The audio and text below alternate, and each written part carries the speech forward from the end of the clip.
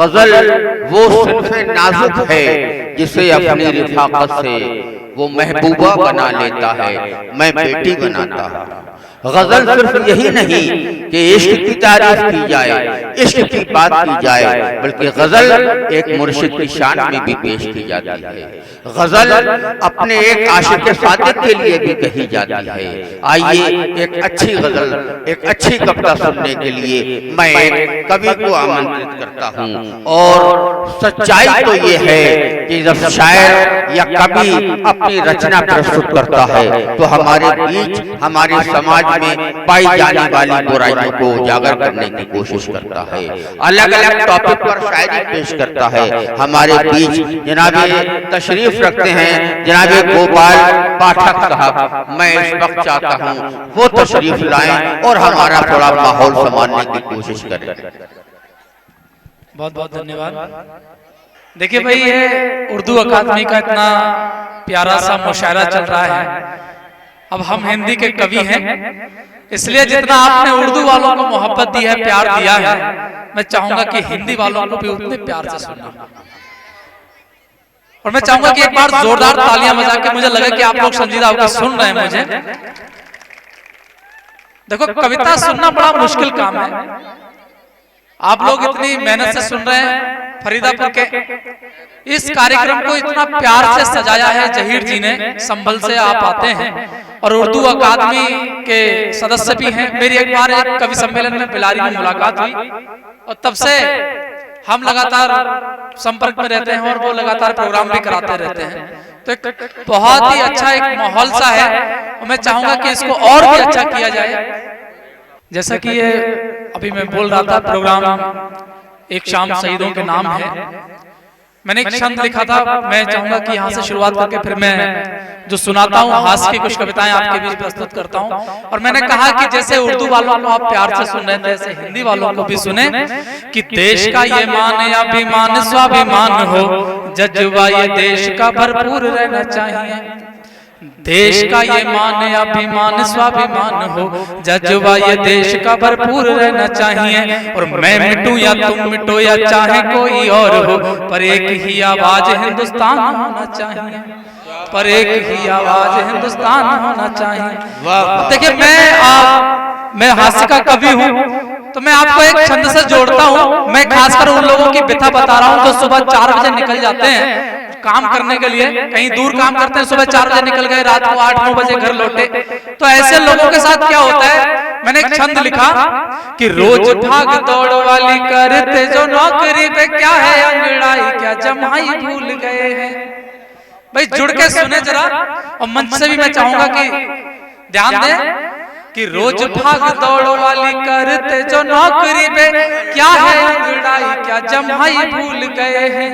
ठीक से नहाने खाने की बात छोड़ ही दो, दांत और कान की सफाई भूल गए हैं। सोते हुए छोड़ जाना, सोते हुए पाना रोज, औलाद भी अपनी पराई भूल गए हैं। और 5 औरतों में पहचान है कठिन काम, कौन सी है अपनी लुगाई भूल गए हैं।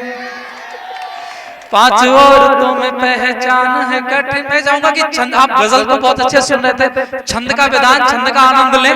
मैं एक जगह, मेरा एक दोस्त था, एक मेले में पहुंच गया, उसके साथ क्या हुआ, मैंने ये छंद में लिखा कि पकड़ा गया हूं तो मेरी रग रग को तोड़ देते, पकड़ा गया हूं तो मेरी रग रग को तोड़ देते, गन्ने में जैसे कोई नींबू निचोड़ देते। और जिसने मारा मुझको, जिसने मारा मुझको, कीड़े पड़ेंगे उसको, बॉडी तो तोड़ दी थी, चेसिस तो छोड़ देते,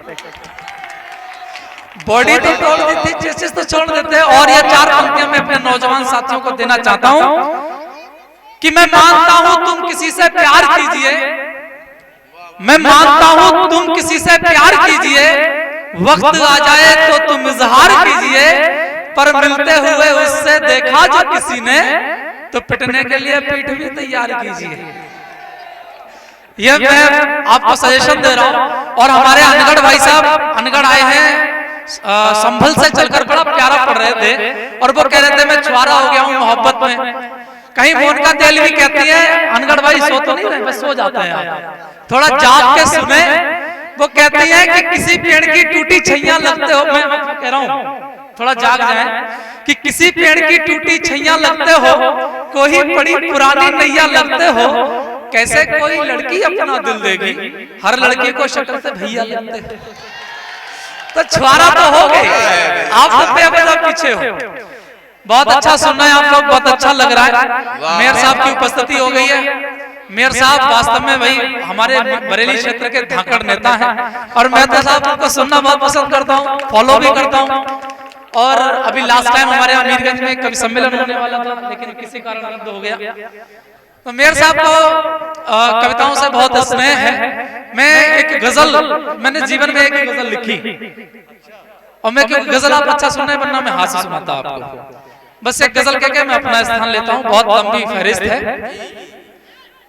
वाह, बड़ा खुशी हुई, कहने लगे जी जी।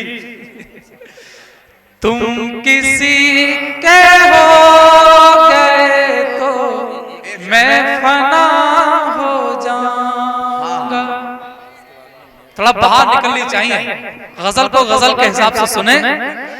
तुम किसी के हो गए तो मैं फना हो जाऊंगा, बस किताबों में लिखा एक फलसफा हो जाऊंगा। गर जुदा रब ने किया तो कुछ नहीं बोलूंगा, पर गर जुदा रब ने किया तो कुछ नहीं बोलूंगा, पर जो जमाने ने किया तो जलजला हो जाऊंगा। तुम किसी के हो गए तो मैं फना हो जाऊंगा। और दूसरा शेर देखें, कब्र पर मेरी जाकर तुम कभी आवाज दो, कब्र पर मेरी जाकर तुम कभी आवाज दो, आपकी खातिर मैं जिंदा हर दफा हो जाऊंगा। तुम किसी के हो गए तो मैं फना हो जाऊंगा। इस गजल में कई शेर है, एक आखिरी शेर, आज भी मेरी वफा की कसमें खाता है जहां, आज भी मेरी वफा की कसमें खाता है जहां, बस तेरे कहने से क्या मैं बेवफा हो जाऊं।